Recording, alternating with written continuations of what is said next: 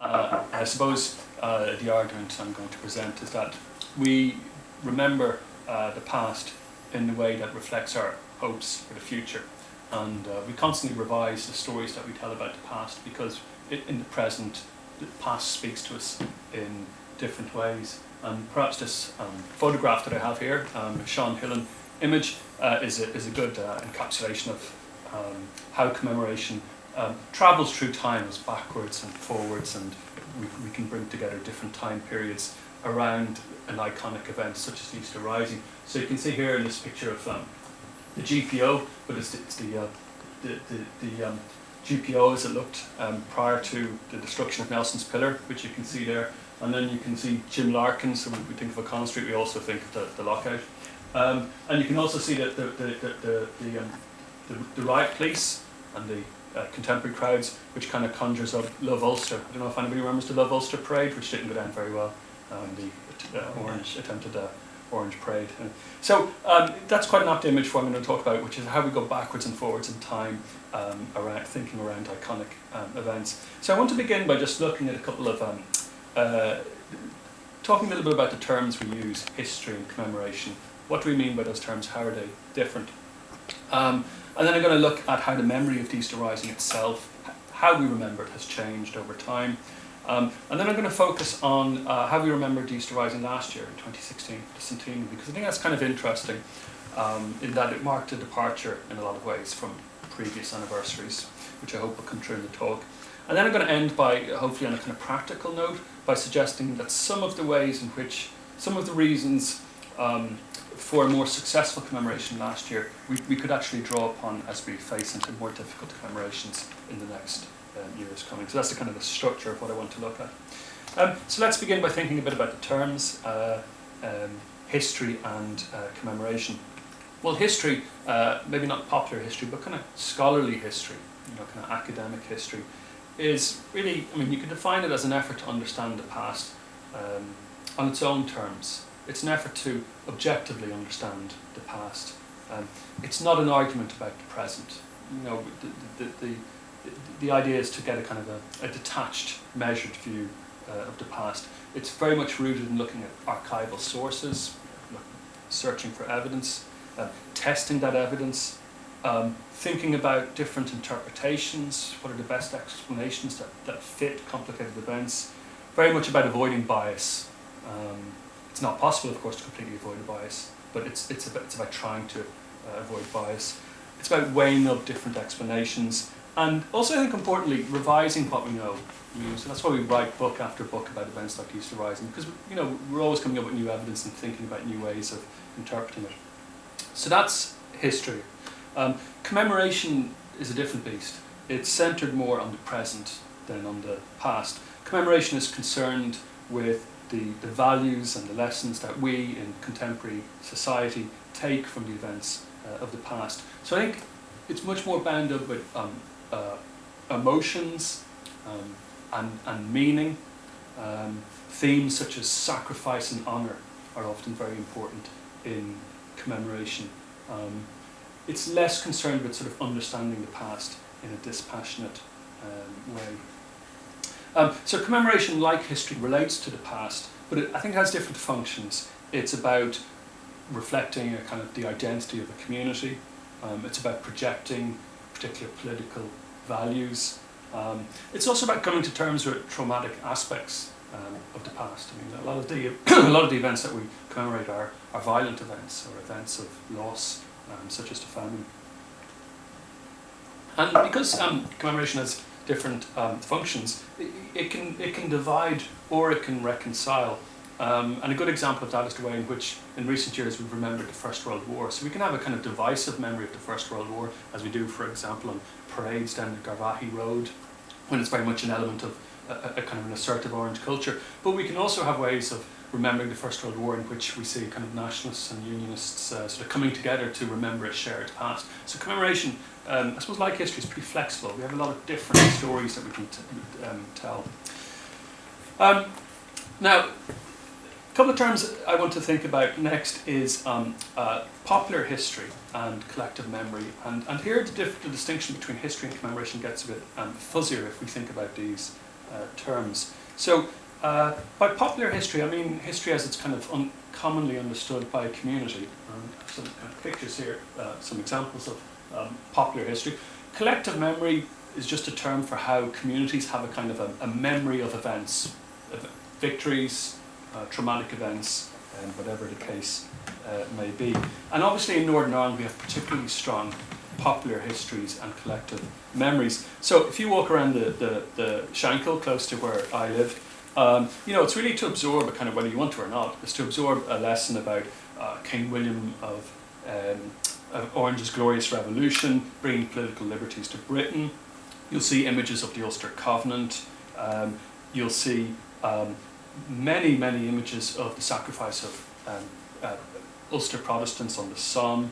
And you'll see images going right up to, as you see there on the left, right up to the Troubles, which very clearly present loyalist paramilitaries as sort of defenders of their community.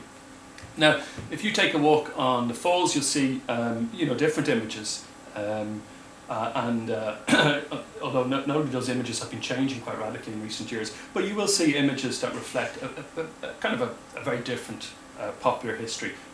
Britain's persecution of Ireland.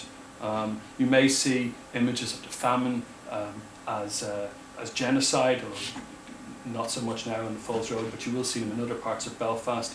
You'll see images of the Easter Rising, the heroism involved in the Easter Rising, and you'll see, just as in the Loyalist community, you'll see images of you know, recent Republican paramilitaries as defenders of their community. So I think these are all good depictions of popular history, communal kind of memory. So it's interesting that both sides in the recent Troubles tend to embed their contemporary struggles within much longer historical narratives. So, for example, if you look at the mural on the right, you can see how the recent Republican struggle is connected back to 1916, the image there in the centre. And if you look at the Loyalist mural on the left, you can see how the fairly recent Loyalist paramilitary campaign is connected right back to the UVF of 1914.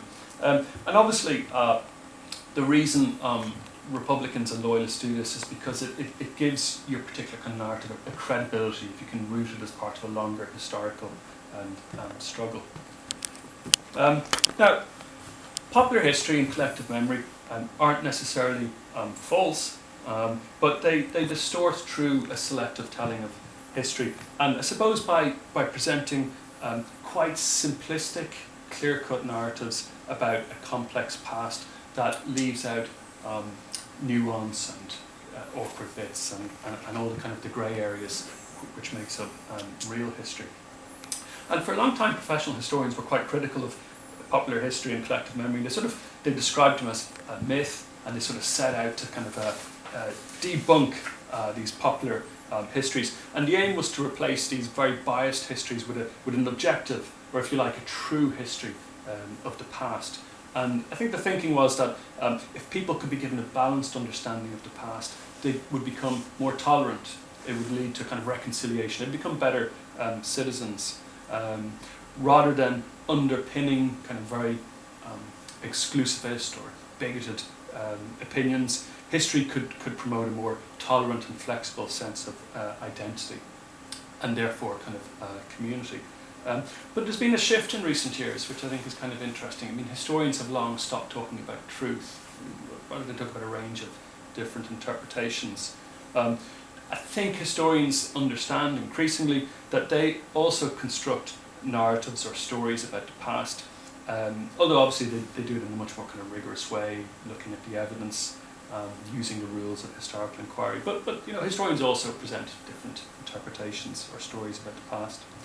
And another shift is that rather than just sort of criticising these kind of popular histories, historians increasingly study them and take them seriously and ask questions like, well, why do local communities get very important meanings out of historical narratives, out of King William?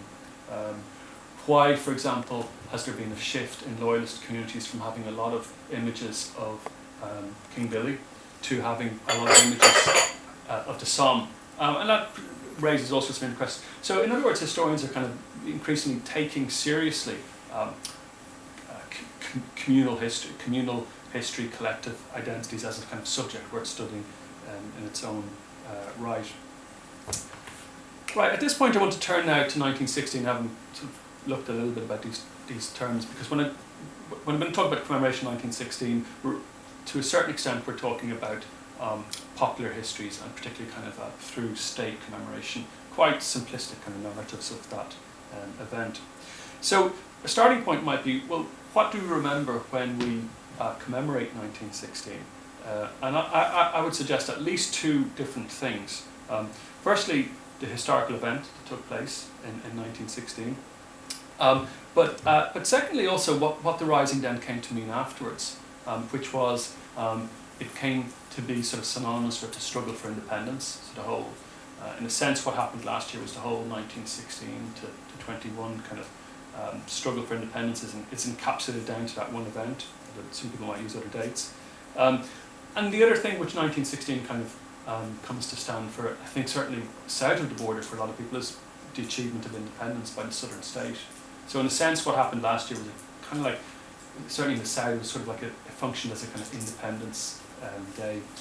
So that's quite different to thinking about the events of Easter week in Dublin, but we sort of commemorated all of those things mixed up together. So one of the arguments I want to present today is that while the Easter Rising as a historical event is fairly straightforward, we know what happened, we know how many people died, we know the trajectory of events. The meaning of the Easter Rising, as it came to evolve, is much trickier because it kind of changes over time. And not just does the Easter Rising mean different things at different times, but even at the same time in different places, it conjures up different ideas. I mean, north of the border, Easter Rising is connected, at least for Republicans, more with the idea of the sort of the unfinished nature of the Irish Revolution. South of the border, the Easter Rising is connected more with the achievement of independence, which of course actually happens a little bit later. Now, so I want to begin by thinking a little bit about commemoration of 1916 as it emerged particularly in the South in the years after the Easter Rising.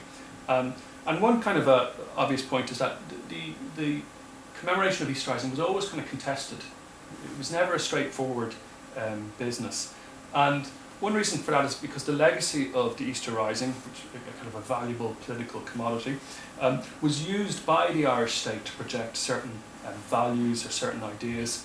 And as a result, it was always kind of contested by opponents of the Irish state. And a good example of that occurs after the Irish Civil War, when the new Irish Free State sort of uses the memory of Easter 1916 to give it a kind of legitimacy. And of course, opponents of the Irish Free State would rejected the idea that the state had any claim to the legacy of 1916. They, anti-treatyites, saw themselves as representing the Republican struggle.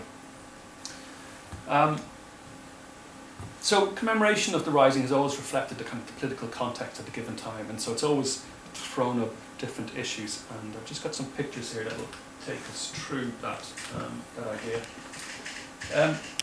So while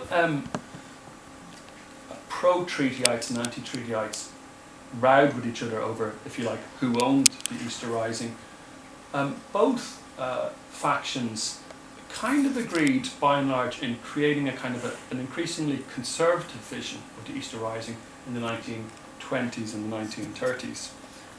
So if you think about the Easter Rising as an event, it was a very radical, it was a revolutionary event. It was brought about by militant Republicans, many of whom had kind of quite secular views, and they had, of course, the IRB had been condemned by the Catholic Church.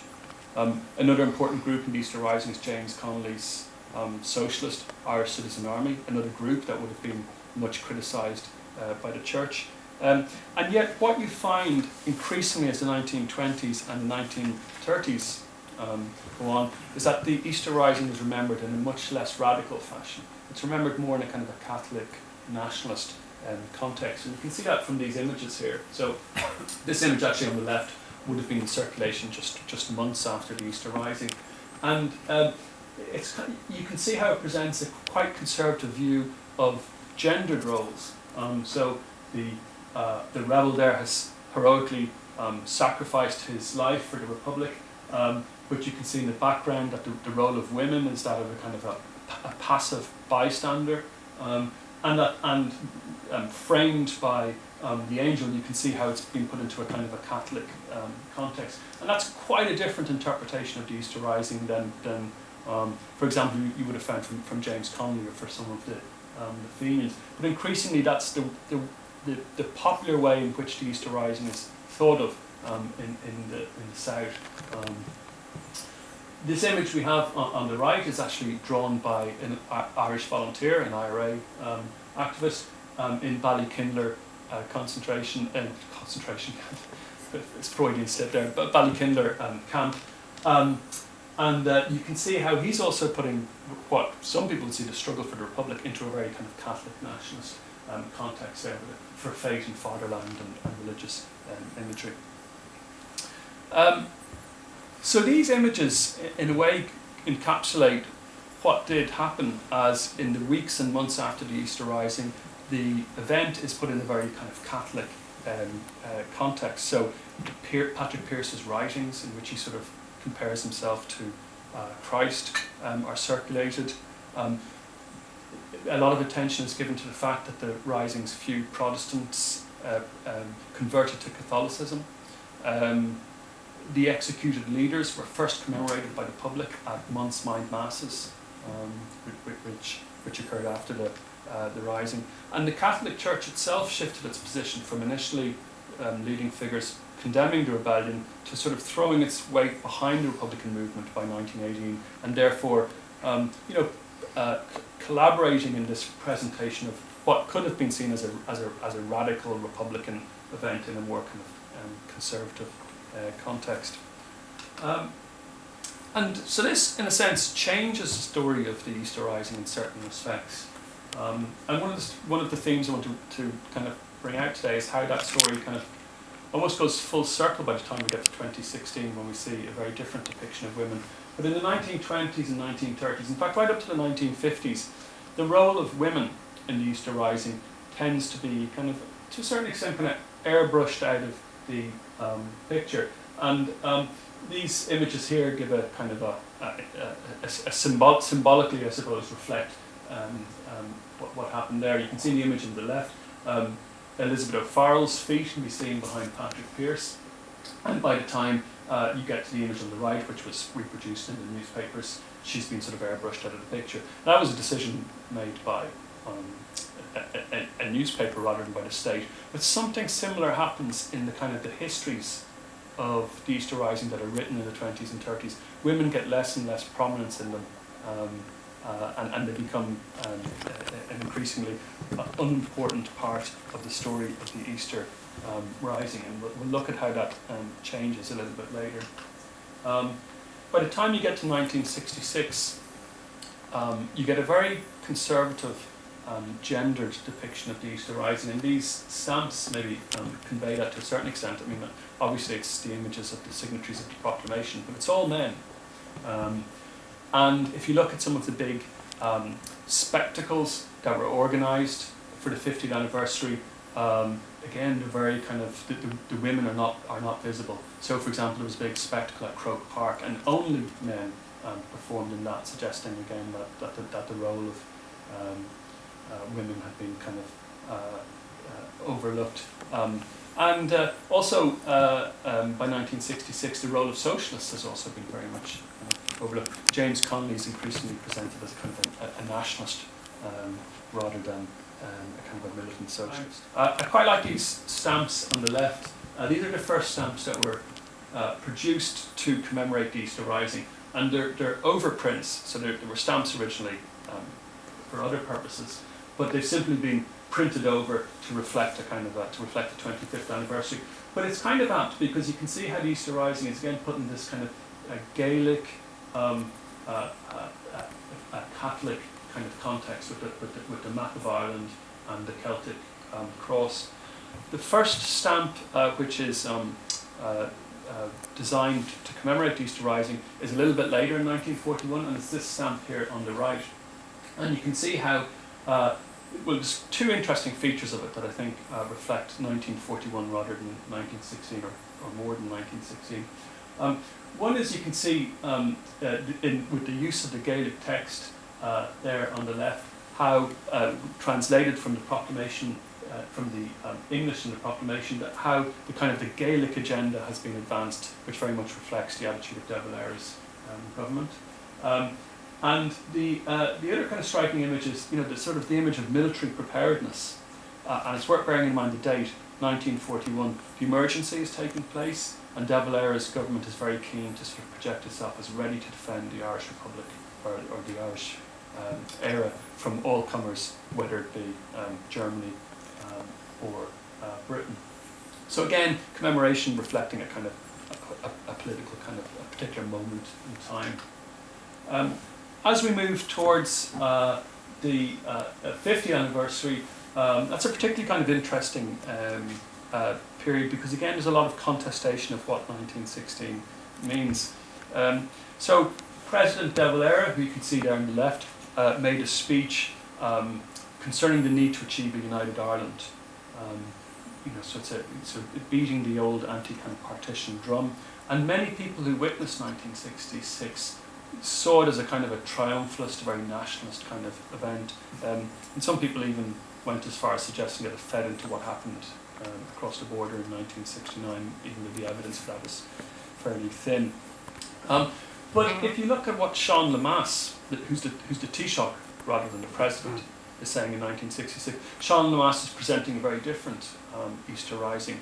He's talking about the need to commemorate independence by bringing about a constructive patriotism, by becoming well educated, by setting up businesses, by becoming a modern, successful country. So even within the one government, you can see different kind of depictions of the Easter Rising at work. And then across the border in the north, there's some really interesting tensions taking place. Ian Paisley, for example, very effectively uses the 50th anniversaries to undermine Terence O'Neill. And Paisley suggests that O'Neill should ban any Republican commemorations of the Easter Rising. So in a sense, he's using 1916 to undermine O'Neill's attempt to bring about a more kind of liberal, more reconciliatory kind of unionism. And of course, that's precisely why Lemass is also trying to present the Easter Rising in a kind of a more moderate, less militaristic fashion. And of course, if we take the story forward, we'll see how things continue to change. By the time of the outbreak of the Troubles, it was the Provisional IRA who were laying claim to the legacy of 1916. And I quite like this image here, because I think it's you can see how, in a sense, the Provisional Republican movement is not only contesting the legacy of 1916, but in a sense they're laying claim to the southern states' ownership of that tradition, because that image that you can see there of the soldier is obviously the same image that you see in the stamp, but the image has been reappropriated, and I think it works quite well in the context of which it's been removed, which is of course West Belfast beside the Sinn Féin offices.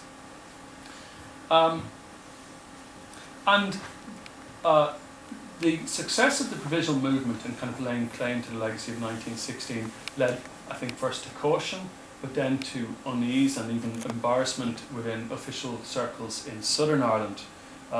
It also spurred a re-evaluation of the legacy of the Easter Rising, and as a result of the Troubles, you get a much more critical debate amongst historians that had begun already, but also amongst the public and amongst commentators, in which questions such as whether the rebels had a mandate for their violent actions, whether their actions had made things better or worse, all these questions, which are historical questions, get a new edge because of the Troubles, and they become essentially political questions and very divisive.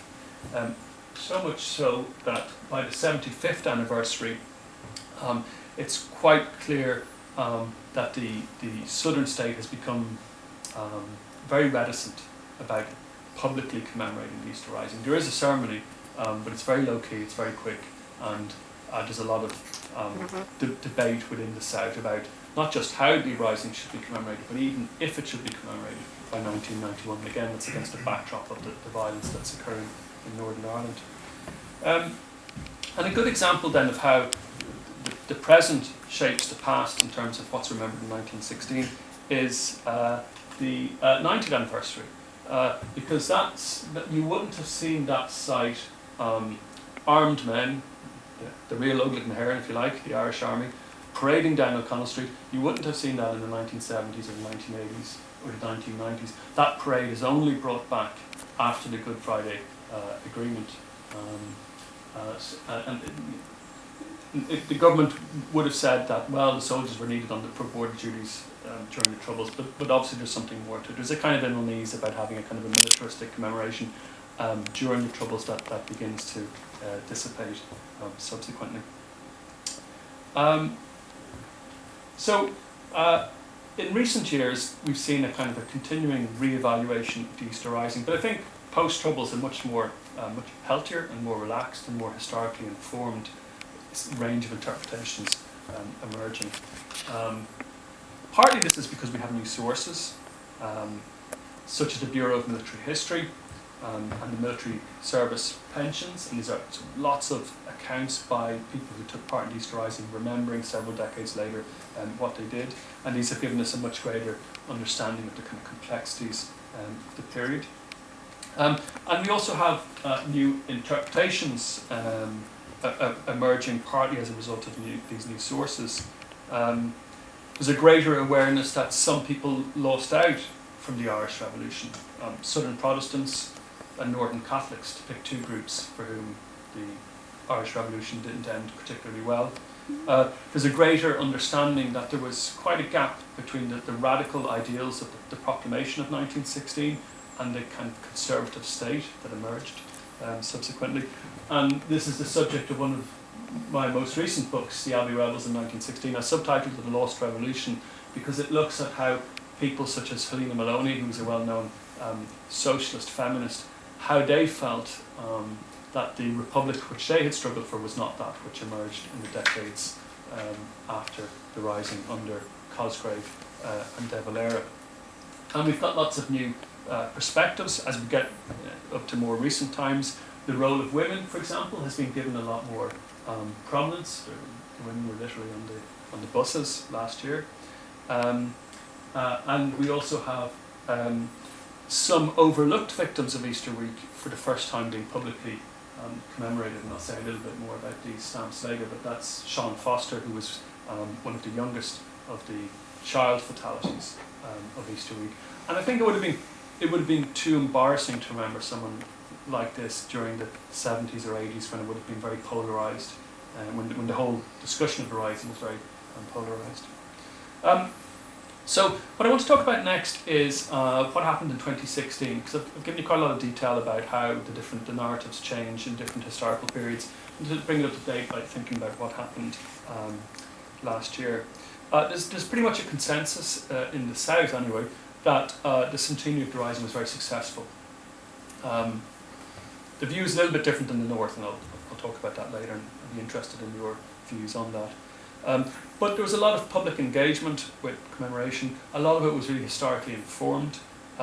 Previously neglected aspects of 1916, such as the role of women and the fate of civilian casualties and Crown forces were for the first time fully acknowledged. So you can see that in some of the stamps here, which I'll talk about a little bit later. But you can see they remember rank and file volunteers, women who had been sort of marginalised from the accounts previously, Republican women, and different groups who I'll talk about in more detail in a moment. And perhaps the most notable kind of shift in 2016 was the way in which the Irish state reflected a more pluralist rather than Republican narrative, and you can see that here in the government's statement. So not only are they remembering the Republican tradition which led to the founding of the state, but they're quite consciously remembering other political traditions that were previously not commemorated by the state. Unionists, but also the Redmondite political tradition, the constitutional nationalists who were kind of written out of history subsequently. And you can see what's going on. There's a political context to this. The requirements of the peace process and improving Anglo-Irish relations make it quite useful to have a kind of a more complex, a more varied memory of the past. And one way in which the government, in a sense, reshapes the narratives about this period is by shifting from commemoration of the Easter Rising to commemorating the Decade of Centenaries. So in other words, they commemorate not just the Republican struggle for independence, but they commemorate Irish participation in the First World War, participation by workers in the lockout, the unionist tradition, the Home Rule crisis, and also the constitutionalist tradition. So that the whole idea of a Decade of Centenaries is invented, and it's a clever way of broadening the story out and including different kind of strands. And this statement from the Academic Advisory Group, this is a committee, there's quite a lot of historians on it, shows how the position of the state and the academics is quite similar. They're both suggesting that we can have a more kind of tolerant kind of range of stories that we tell about the past.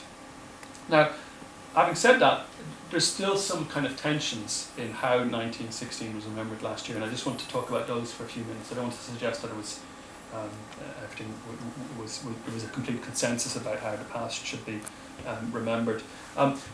Commemorations are always framed by competing impulses and tensions, and one thing that the Irish state had to do was a tricky balancing act of promoting this kind of plural agenda of different political viewpoints, while also simultaneously asserting its ownership over the Republican tradition. And I think this is neatly symbolised by the role of the Defence Forces in delivering the tricolour and the Easter Proclamation to Irish schools. And there was an interesting kind of debate around that. Some people felt that that was inappropriately politicising commemoration or militarising it. Other people felt that what the state was really doing was asserting the fact that the Irish Army is the real Ugly na hÉireann, if you like. So it promoted a range of different responses. Like a lot of things, when it actually happened, the response was different to what people had predicted before, and a lot of people felt it was a very successful kind of initiative, and schools were quite enthusiastic about it. One of the areas where there's a kind of tension last year is how does the legacy of the First World War intrude into the Easter Rising? I think it's fair to say there's a consensus that the war dead, whether of Irish or British nationality, whether they're killed on the Western Front or the streets of Dublin, should be commemorated. But there was no real agreement, or there wasn't complete agreement about how they should be commemorated.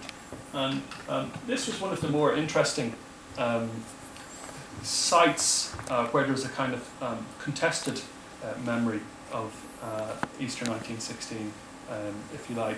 And the reason for this is that the memorial established at Glasnevin listed, without making any distinction, the names of rebels, Crown forces and civilians, all together. Republicans, some Republicans and relatives groups, 1916 relatives groups, objected to what they saw as a kind of vacuous shared history. You can see that argument there being made by Robert Balla, who was one of the more prominent voices in that debate on the Republican side. You can see it also from the comments of James Connolly Hearn, the grandson of James Connolly, who said, if we remember everybody in general, we're paying tribute to nobody in particular. And activists like Robert Balla, who had accused the state for the 75th anniversary of ignoring the Easter Rising, now accuse the state of really trying to denude it of any ideological meaning.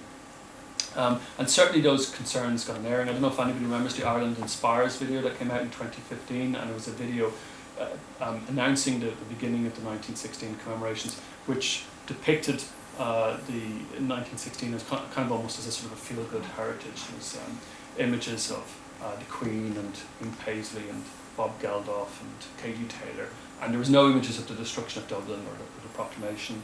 And the Irish Times headline about that particular couple was "Don't mention the war." You know, so there was this kind of concern that in its efforts to promote reconciliation, the state would perhaps not reflect on the radicalism at the heart of the Easter Rising. But I think it's fair to say that those fears proved unfounded. There was a really a very full kind of historical and political consideration of the meaning of 1916 last year. But there was also a kind of a soft peddling of the militancy of 1916. It was really only in the north of Ireland where the Rising was unambiguously described as a violent attack on the United Kingdom.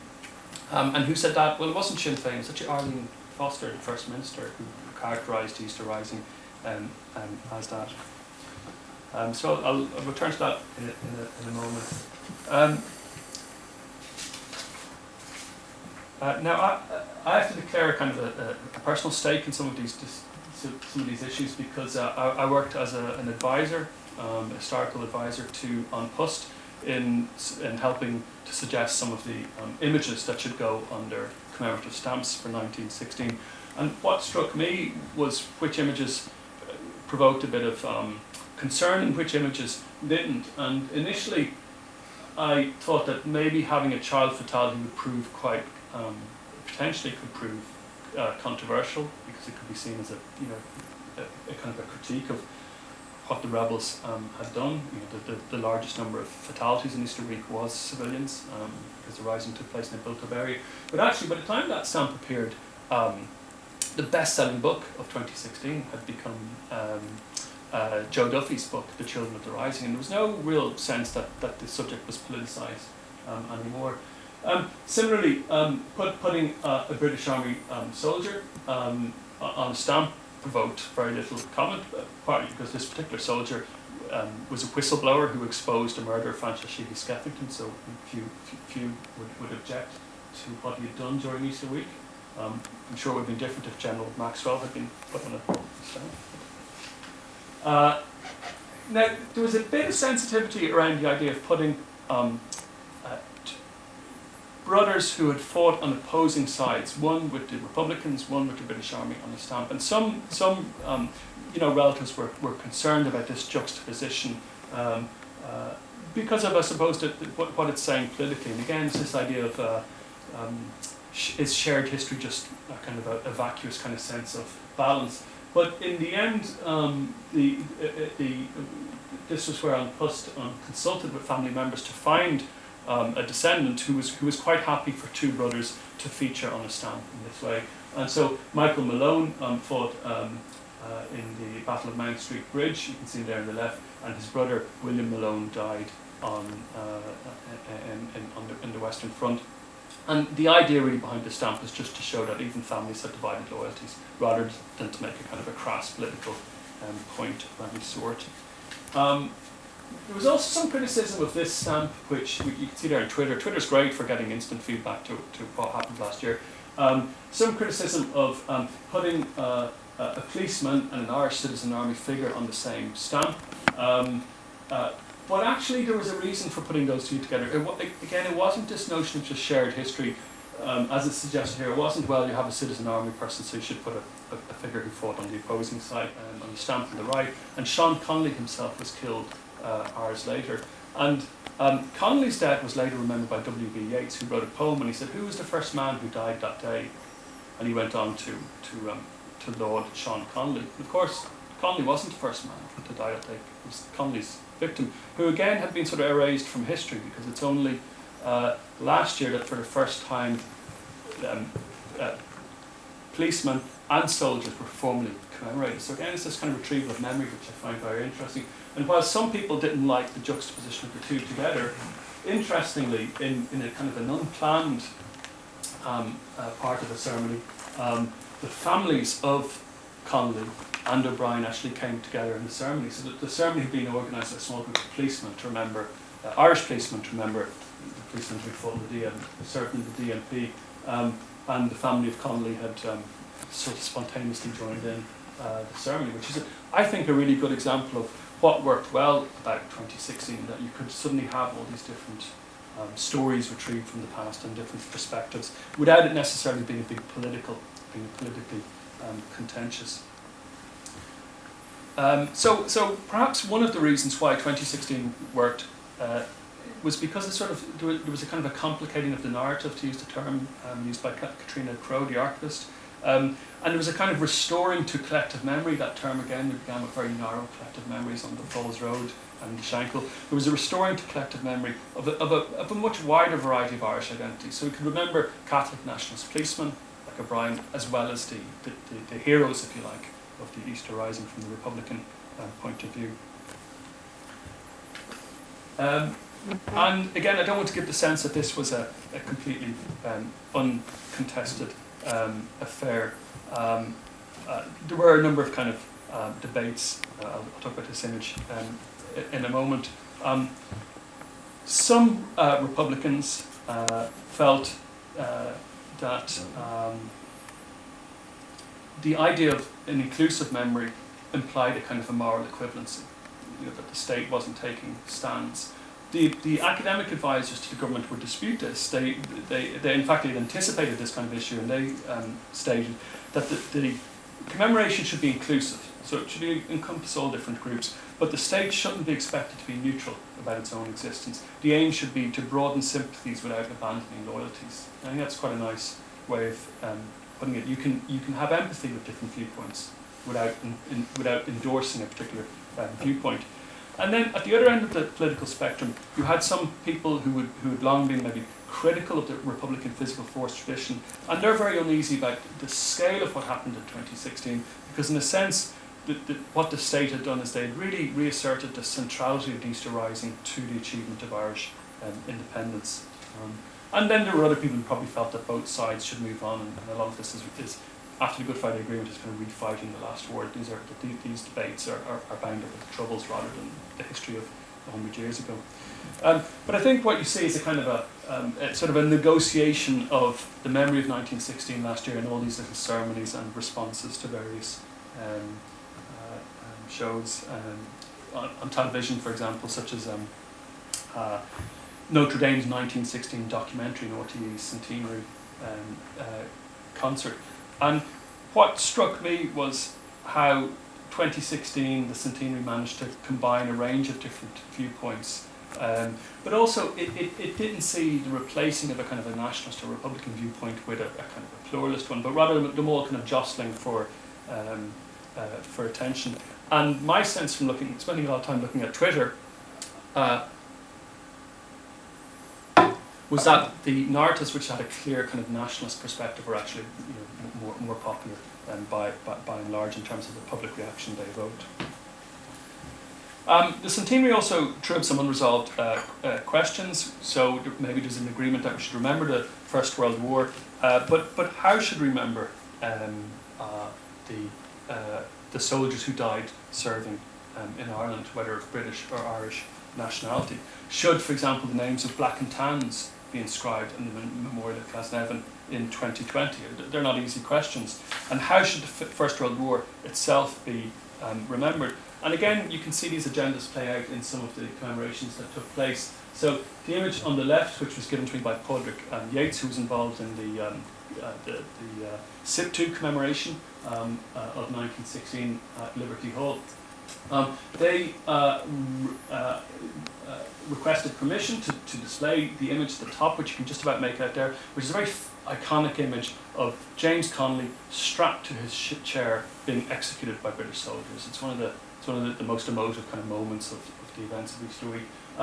And I have to be careful here, but my understanding is that they weren't given permission to do this, but as you can see, they went ahead and did it anyway, which is always one kind of strategy. But presumably, the people, the city planners who were uncomfortable with this depiction of the British Army in this sense were the same people who supported this display of a kind of very clearly Redmondite constitutional nationalist set of images also during Easter week. And you can see there from the comment that, the criticism of some people is that what's this got to do with 1916? This is to do with John Redmond, constitutional nationalism, and that. So you could see in these kind of images there's sort of a kind of contestation of the meaning of 1916.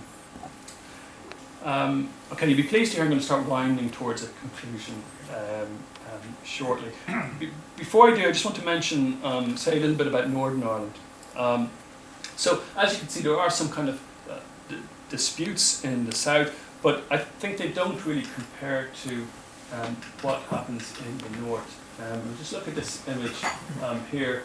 And this was a mural on the Falls Road, which reflected how the mainstream Republicans within Sinn Féin were also promoting more inclusive narratives. And what's striking about this image on the Falls Road is that it's a picture of Edward Carson and the Ulster Volunteers. So again, it's just quite similar to what happened in the south. The government decided that, well, we can tell stories on a broader canvas. But you can also see that that particular mural was firebombed, and you can see also that there were protests by more militant Republicans suggesting that these images have no place. So not surprisingly, there's less space for telling those kind of wider stories in the north, and the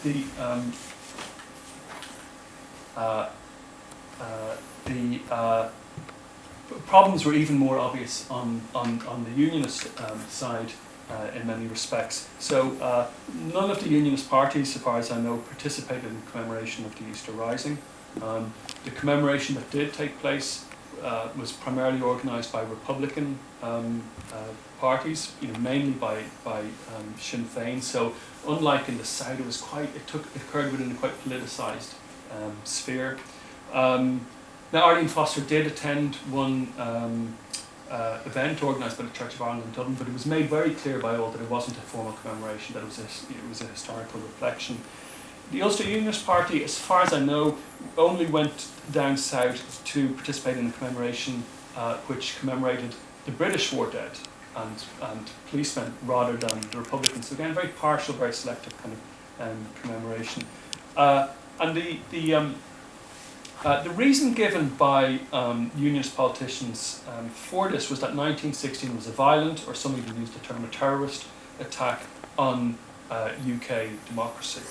And I think there's grounds for scepticism about really how well this stands up.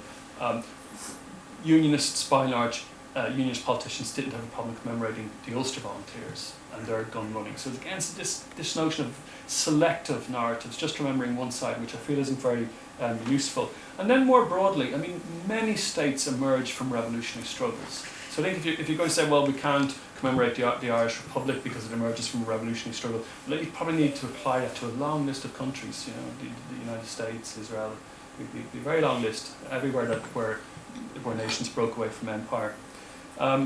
So I think really, understandably, it's the shadow of the Troubles hangs over a lot of this. The lack of space for kind of inclusive narratives is really to do with recent history, not to do with 1916. So winding towards a conclusion, I think that on the plus side, the picture that the Irish public, particularly in the South, got of 1916 and 2016 was really unrecognisable from that of 1966. The gap between collective history and a more kind of scholarly history had got a lot smaller. Simplistic depictions of 1916 leaders as kind of heroic martyrs had given way to much more kind of nuanced awareness of the complexities of 1916 and its consequences, which were of course positive and negative. And there was a much more complex narrative Irish history with forgotten groups, such as, for example, nationalist servicemen, restored to commemoration and to public memory. And I think also there was a much more interesting engagement with the ideas of the 1916 rebels. One example being, for example, feminism. And we had a lot more attention placed on the role of women and what some radical women were fighting for. The other thing which I think makes 2016 interesting in terms of the difficulties that remain in Northern Ireland is it's a really good example of how commemoration can actually be conciliatory rather than divisive. And the Glasnevin Memorial is, albeit there were some tensions, but it's a good example of that. And I think an even more obvious example was the Queen Elizabeth II's visit, which preceded the Easter Rising, but was part of the Decade of Centenaries. And that, of course, made a huge impression in the South. And it was the fact that she could go to, you can see there in the Garden of Commemoration, where Republicans who fought the British state are commemorated. That was a very powerful kind of message about how commemoration could bring together different groupings. So what I'm going to argue here is that there's a good news story here, that a commemoration done in the right way can actually be not destructive or divisive, but can actually be a force for progress. And we obviously have some tricky commemorations coming up. The Irish Civil War, particularly in the South, partition, coming very close, 2020, the formation of the Northern Ireland state, the sectarian violence that took place, particularly in Belfast, 1920 to 1922. There's individual atrocities that presumably are going to get a lot of attention. The killings, the McMahon killings, for example, when 6 Catholics, 5 of them members of one family, were executed by a masked party of raiders who are believed to be Ulster Specials and RIC men. If you like, on the other side of the community, Alt-Neve, both these events took place at a very similar period in 1922, when IRA volunteers attack a small Presbyterian farming community in South Armagh, kill 6 and bomb and burn many more. So these events are going to be really difficult, I think, without getting into the 50th anniversary of the Troubles, which is also going to be overlapping.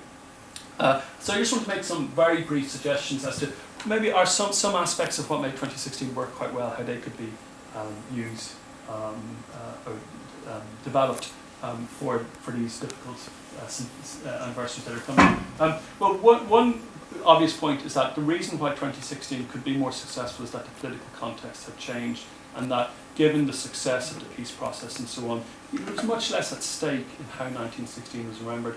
So in a sense, I think we have to lower our ambitions about what's going to happen in Northern Ireland, because that kind of process hasn't had quite the same impact here in politics.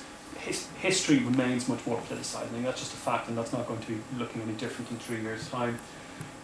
But I think one thing that did work was the way the Irish state deliberately framed 1916 as being inclusive, conciliatory about different traditions. You can have your own political outlook, but the state would support the telling of everyone's stories. I think that's something that's a very useful approach.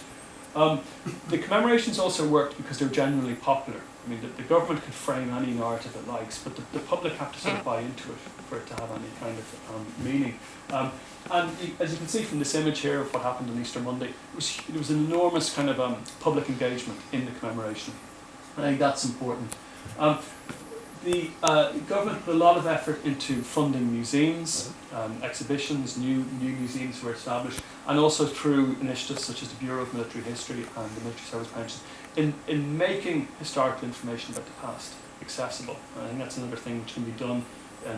Some of this is quite expensive, developing new museums, but some of it is digitisation of historical sources is very doable and has a huge impact. The take-up of new sources made available by the government is huge, not just in Ireland, but internationally. Another kind of thing that we could maybe do a little bit more of, I would suggest, is thinking comparatively. So while some terrible things happened between 1920 and 1922, it's worth also considering what happened in other parts of the world in this period. So in Central and Eastern Europe, you have much, much higher levels of political and sectarian violence.